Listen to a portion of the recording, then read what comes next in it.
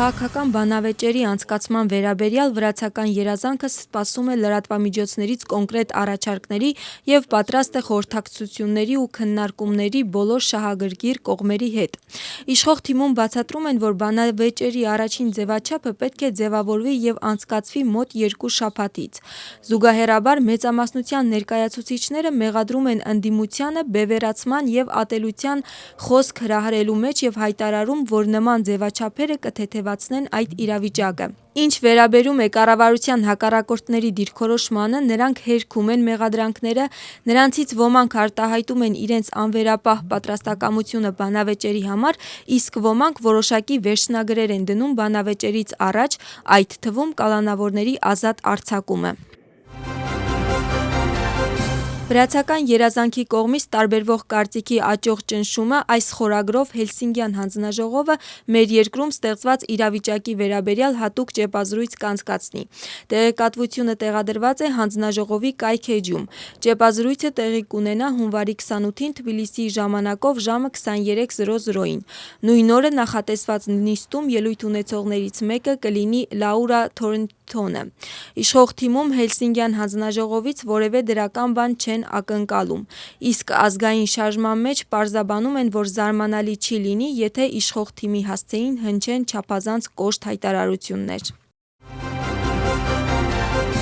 Մինեապոլիսում հերթական բողոքի ակցիան է անցկացվել՝ ի նշան բողոքի դաշնային գործակալի կողմից ևս մեկ ակտիվիստի սպանության դեմ և ի նշան համերաշխության զոհվածի հետ։ Միաժամանակ Մինեսոտայի նահանգապետը և գլխավոր դատախազը Թրամփի վարչակազմին կոչ են արել նահանգից դուրս բերել դաշնային գործակալներին։ Հիշեցնենք, որ Մինեապոլիսում դաշնային գործակալները սպանել են ևս մեկ մարդու։ ԱՄՆ-ի ներքին անվտանգության վարչության տվյալներով Սահմանապահ ծառայության աշխատակիցները կրակել են մի տղամարդու վրա ինքնապաշտպանության նպատակով, քանի որ նա մոտենում էր նրանց հրազենով։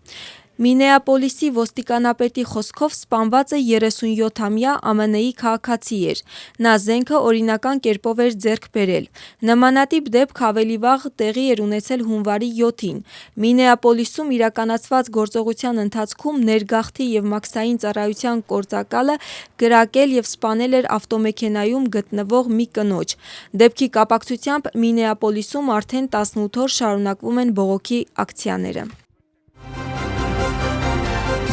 ԱՄՆ-ի ներքին անվտանգության քարտուղար Քրիստի Նոեմը հայտարարել է, որ Դոնալդ Թրամփը քննարկել է ապստամբության ակտի կիրառումը։ Նոեմի խոսքով Ալեքս Պրատը, այն մարդը, ում 3 դաշնային գործակալները կրակել և սպանել էին, բողոքի ցույցի ժամանակ չպետք է զենք ունենար։ Լրագրողի հարցին, թե արդյոք քննարկվում է ապստամբության ակտի օրենքը կիրառելու հարցը, որը նախագահին լիազորություն է տալիս երկրի ներսում դաշնային ռազմական ուժ կիրառել, եթե նահանգի կառավարությունը չի կարողանում վերահսկել զանգվածային անկարգությունները, բռնությունը կամ ապստամբությունը, Նոեմը հարցին պատասխանել է, որ դա նախագահի որոշելունն է։ ԱՄՆ-ում ձնաբքի հետևանքով զոհվել է 11 մարդ, միլիոնից ավելի բաժանորդներ մնացել են առանց էլեկտրաէներգիայի։ Նյու Յորքի քաղաքապետ Զոհրամ Մամդանիի հայտարարությամբ Նյու Յորքում մահացել է առնվազն 5 մարդ։ Վատ եղանակի պատճառով ԱՄՆ-ում չեղարկվել է ավելի քան 17,000 չվերթ։ Օդանավակայանների մեծ մասը փակ է։ Տարբեր քաղաքներում, այդ թվում Նյու Յորքում, Չիկագոյում և Քլիվլենդում անցել են հեռակա ուսուցման։ Երկրի 18 նահանգներում հայտարարվել է արտակարգ դրություն։ Օդերևութաբանների տեղեկացմամբ այս շաբաթ ԱՄՆ-ում կշարունակվեն ձյունը, ձնաբքերը, անձրևը և սառնամանիքը։